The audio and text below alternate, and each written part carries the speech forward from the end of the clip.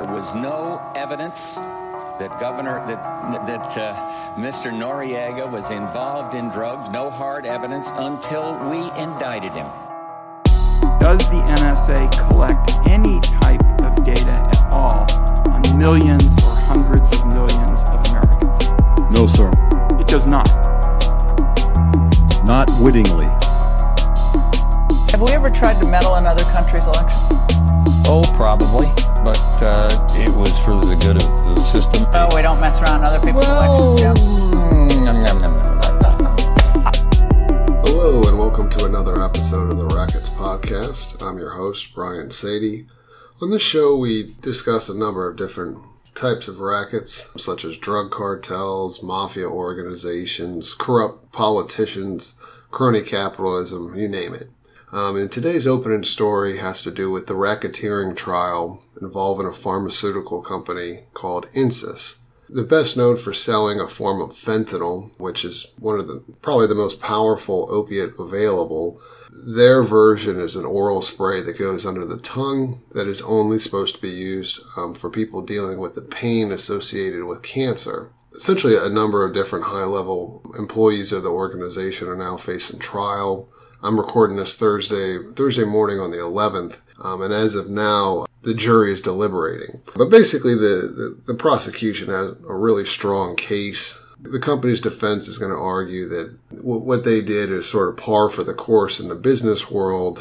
And with that said, there is a certain level of, I guess we'll say, white lies that an American consumer accepts. You know, when you go on the car lot and you see a 1992 Pontiac, sure, you know, the salesperson's going to try to present it as though it's the greatest car on the planet. And we accept a certain level of that sort of salesmanship. But what the company's accused of is direct outright fraud in a number of ways. In one way, actually, their employees at their call center allegedly pretended to be from, you know, different doctors' offices to make up different diagnoses so that their medications could get approved.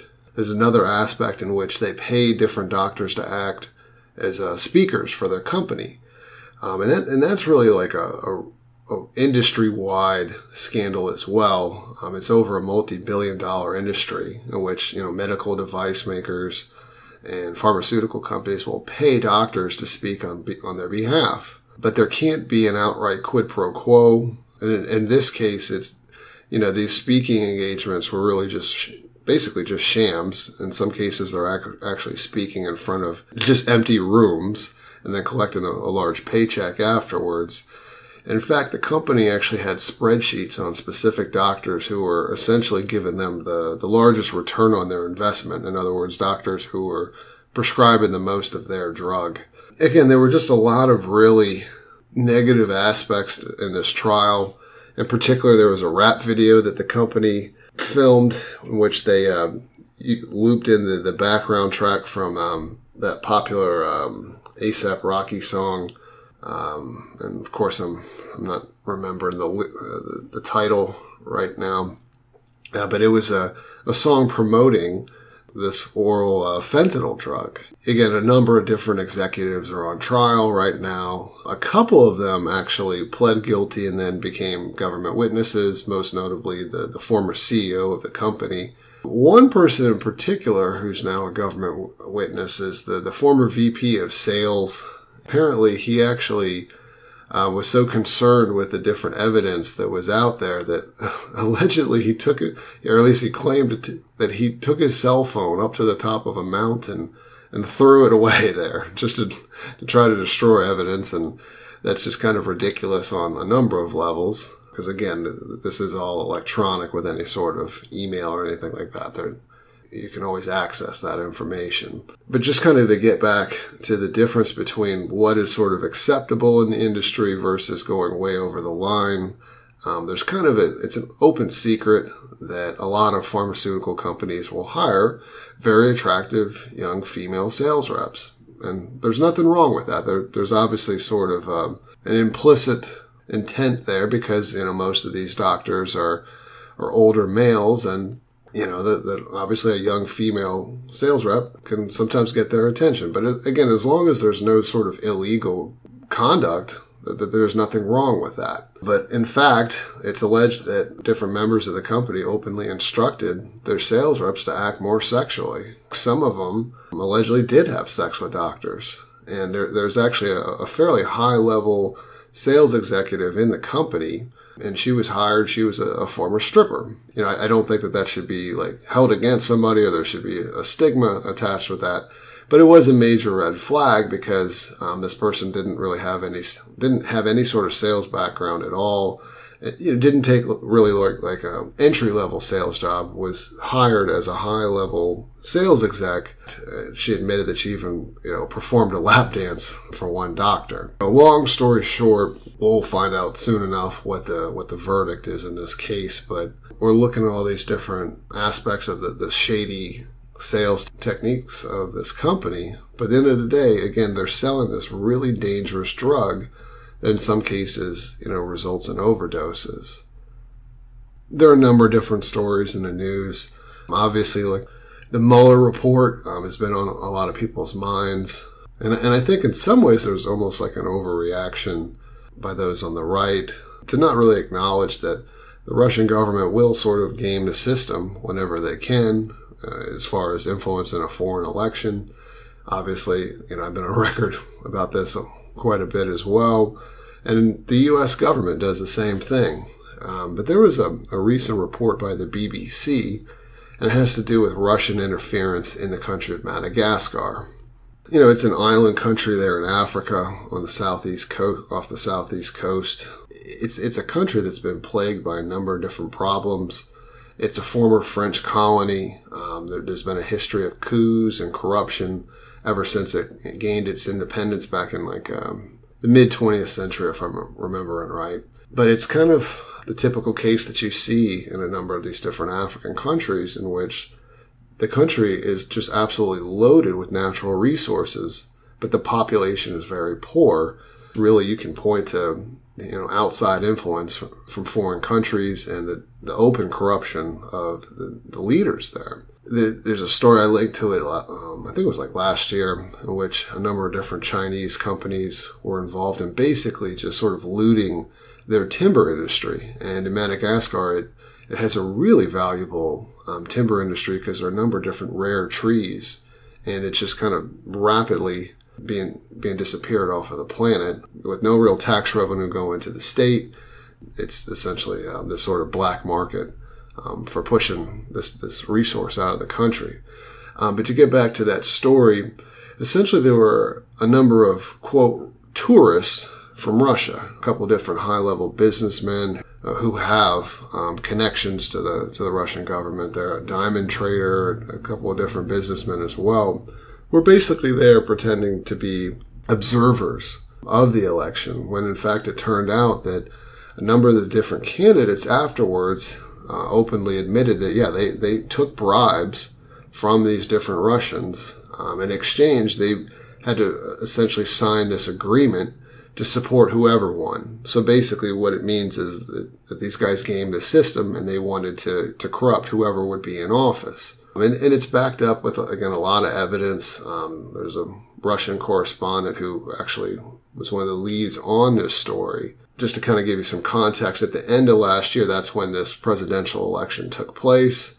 Again, there weren't really a lot of real options as far as candidates for these voters, but the person who ended up winning was the current president, Rajoelina, who had been a former leader of the country, a former coup leader, basically a dictator.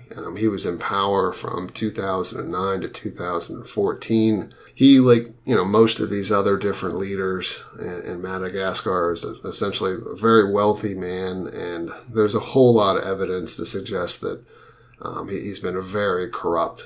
And this is sort of the way Russia's starting to advance their soft power and to try to, again, corrupt different foreign leaders. I mention that because we do have this sort of backdrop of the Mueller report. Many people on the right sort of feel vindicated. I've mentioned in the past, I was always pretty skeptical of the Russian hacking collusion aspect of that whole investigation. In my opinion, the corruption with the Trump Trump administration is pretty open. I mean, you can look into the emoluments clause, and there's just so many ties between his organization and essentially this sort of transactional way in which Trump operates. He's just got, there's just this long history in which he has links with organized crime, different corrupt foreign officials. There's a recent story that was released by Global Witness in which it was revealed that the daughter of the president of the Republic of Congo had purchased an apartment at Trump Tower there in New York City. It's been a theme in which his organization essentially acts in a money laundering role for different, again, corrupt foreign officials or organized crime figures. Infamously, Baby Doc Duvalier, I think it was back in the 90s, in which he bought an apartment up there in Trump Tower. But again, to get back to this more current story, Global Witness has basically found roughly about $500 million that's been siphoned from the country's treasury into different private accounts throughout the global system, some of which those proceeds ended up buying an apartment there in Trump Tower. And again, this has been a trend. What has been difficult is to prove that his organization knows that this is money laundering, that they haven't just been duped. It's just been this long-term trend in which his properties end up being a source of money laundering. On that note, the 3-year anniversary of the Panama Papers just passed. What they found was that investigative work has led to over $1.2 billion being recovered. That's a story that we could dedicate an entire podcast to. Offshore tax havens often end up being a way to just to hide dirty money. And it's sort of the implication is that this is really more about foreign government officials when it really involves a lot of people, everything from ordinary businessmen, but in some cases major corporations such as like Apple and Nike. Some of those revelations have come out in these investigations that they've basically been stashing all kinds of money offshore. Companies like Apple and Nike, they do have the letter of the law behind them. It's not really technically illegal what they're doing.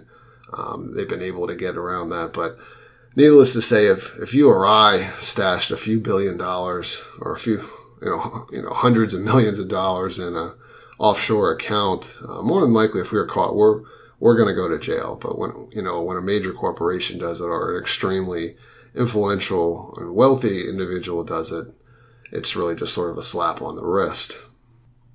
Again, I mentioned Russiagate or allegations involving Russia and sort of state-sponsored hacking groups.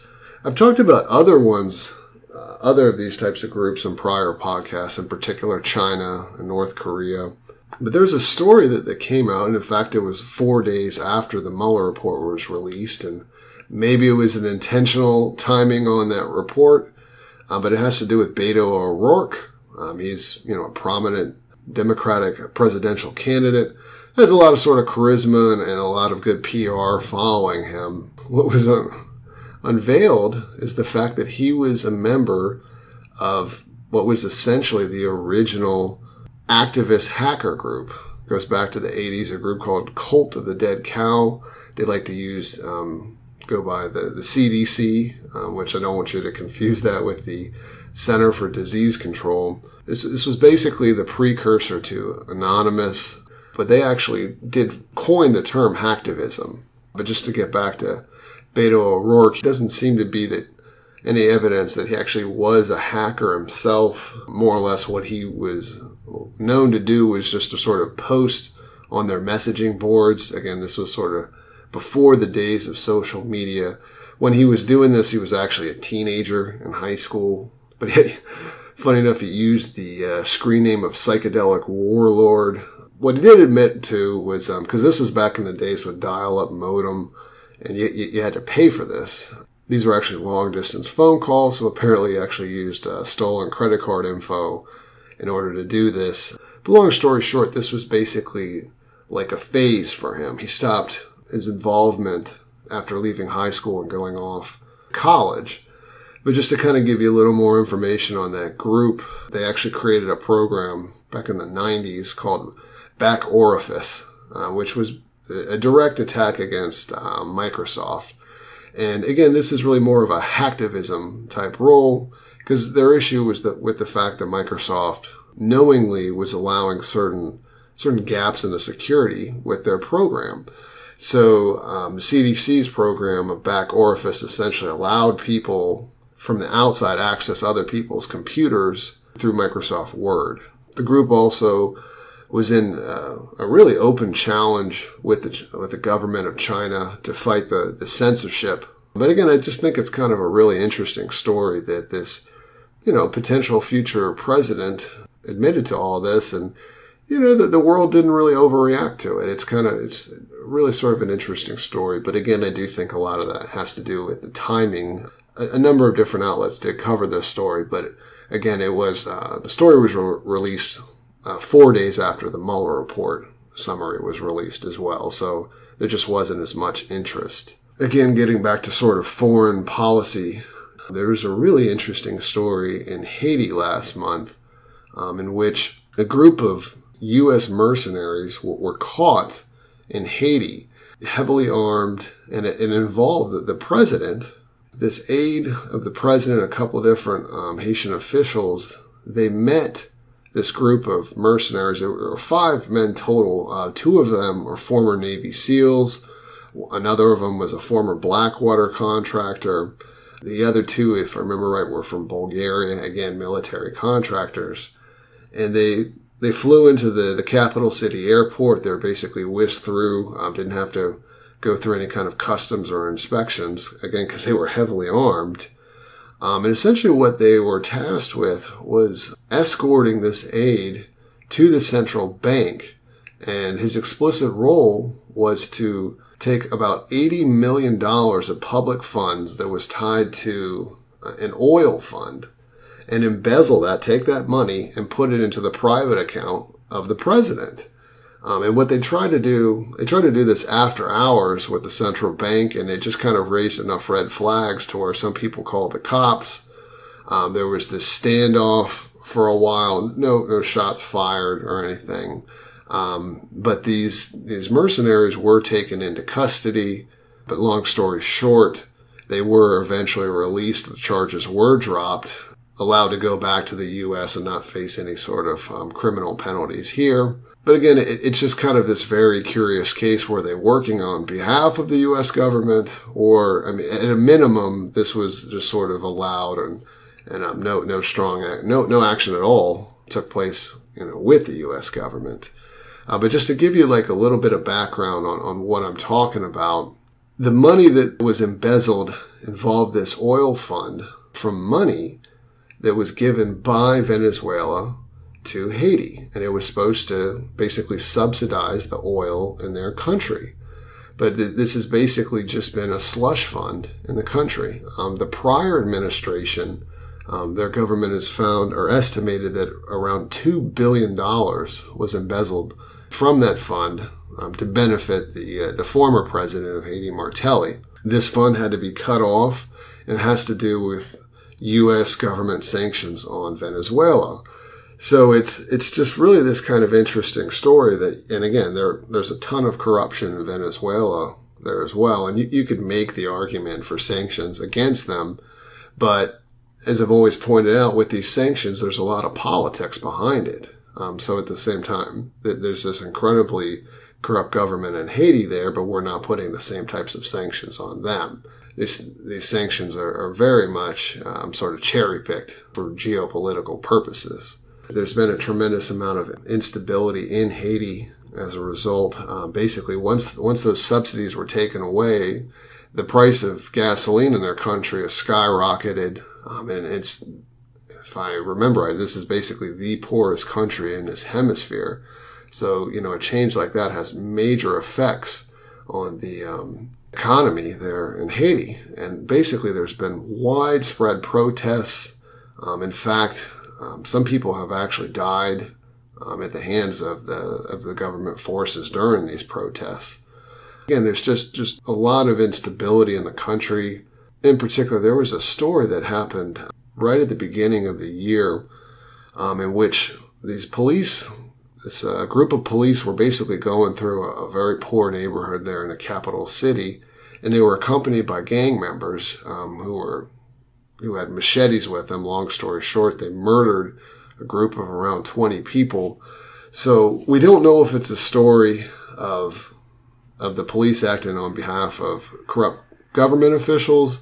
More than likely, they were just acting on behalf of these gang members, but it just sort of brings up images of the tom-toms and the sort of political persecution that's existed in Haiti for many years.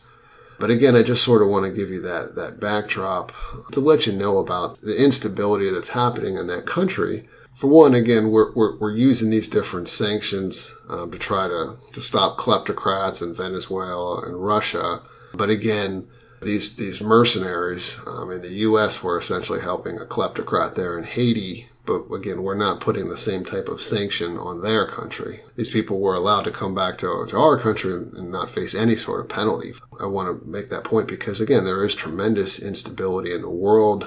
It's a time where there are just refugees all across the world who do need safe haven.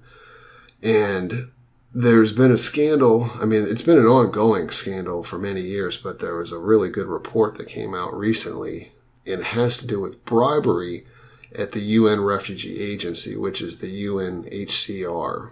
And again, when I talk about a bribery scandal, probably pops into your head is the revelations from this college bribery scandal. So, and again, I try to focus more on stories that you probably haven't heard much about or at all. And I'm pretty sure you've heard about the college bribery scandal. I link to a few of those stories on my website as well. But I do want to get back to this story of this UN bribery scandal. There are different caseworkers who work for this agency, and their recommendation is basically crucial for somebody in order to gain refugee status and to be able to leave the country. Only a very small percentage of people who are legitimate refugees are actually allowed to leave their home country and go to safety. And again, so much of it relies upon the recommendation from the UN's caseworkers. And there have been a number of different corruption scandals involving the UN, but this is arguably one of the worst. But long story short, oftentimes there are caseworkers who force these people to pay them bribes. In some cases, they've even forced extorted these people for sex in order to get a recommendation. This racket is fairly well known enough that some people actually pose as though they're a rep of the UNHCR in order to get bribe money. They're sort of typical institutional corruption. There have been officials who have blown the whistle, and they've faced retribution. Also, the UN has essentially blocked independent investigations to look into this scandal. I'll link to it. It's something it's definitely worth reading about and letting other people know about as well. While we're on the subject of corruption, there's basic legal corruption, a subject I've talked about quite a bit, and that's civil asset forfeiture. A recent story that it should surprise us, but it's not surprising. It has to do with the district attorney in Manhattan, Cyrus Vance. There's been a number of stories about him over the last few years. For a while, he got to walk around with this unofficial title as a progressive prosecutor, which just was completely undeserved. If you look at his track record, he's known for prosecuting really very minor crimes and doing it in a fairly harsh fashion, even though he's tried to walk around this label as a liberal progressive prosecutor. And that name probably rings a bell because, again, there's been a number of different scandals associated with his name, particularly the Harvey Weinstein case, in which there were very credible allegations against Harvey Weinstein. But after the Manhattan DA dropped the charges, suddenly these donations from his attorneys end up going into the fund for Cyrus Vance. A similar thing happened with Donald Trump's children involving a Soho venture in which allegedly they defrauded investors. And again, after the case was dropped, there are these different campaign donations that went to Cyrus Vance there. He's actually been investigated by the FBI for his conduct, and This goes back to the actual legal corruption, a recent story, and this is out of Reason magazine. And what they found is that Cyrus Vance has actually spent over $250,000 of money from the asset forfeiture fund to basically just sort of wine and dine himself. And this is over the last 5 years. $250,000 has been spent at luxury hotels, first-class flights, fine dining, again, all this money, public money that's gone for his own consumption. And again, this is a guy who's lauded by the media for many years as this quote-unquote progressive prosecutor. And again, some of that's actually finally starting to be exposed. There is an actual progressive prosecutor there in Philadelphia who's got a lot of media attention, Larry Krasner. And it's because prosecutors do have a major role in the prison industrial complex. They have a lot of latitude into what types of crimes they do charge and what the requested punishment will be. And the last story that I wanted to talk about today was it's just an awful story. It's a 2-year investigation that was conducted by USA Today, the Arizona Republic, and the Center for Public Integrity. Oftentimes there are these laws, these really controversial laws that we model legislation. In other words, a lobbyist or a trade organization will write a recommended bill, and in many cases our public officials will just take it word for word and submit these and vote on these bills. Again, there are a number of different examples, but even a person like myself was surprised at the scale of what's going on here. The revelation from this recent report, they found that there are over 10,000 bills in which the language of the bill was basically copy and pasted from these different forms of model legislation from different trade groups and different lobbyist groups. Now that's over the course of the last 8 years. They gave a number of different examples in this report. One that really jumped out at me was one called the Asbestos Transparency Act. So when you see a name like that, you're sort of assuming that this is something that's clamping down on companies that are getting away with, putting asbestos in people's homes and looking the other way. Again, with a title like that, that's what you would assume. But again, as is often the case with legislation, the title is really the exact opposite of what's taking place. And in this case, that is the case, where it's a law that was written by corporations who want to protect themselves, and it essentially made it harder for a victim of asbestos poisoning to sue the company that is responsible for it.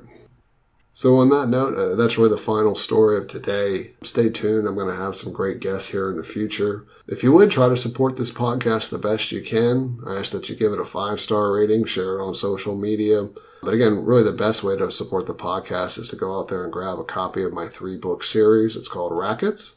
It's on the legalization of drugs and gambling and the decriminalization of prostitution. So until next time, thank you much. It's a big club, and you ain't in it.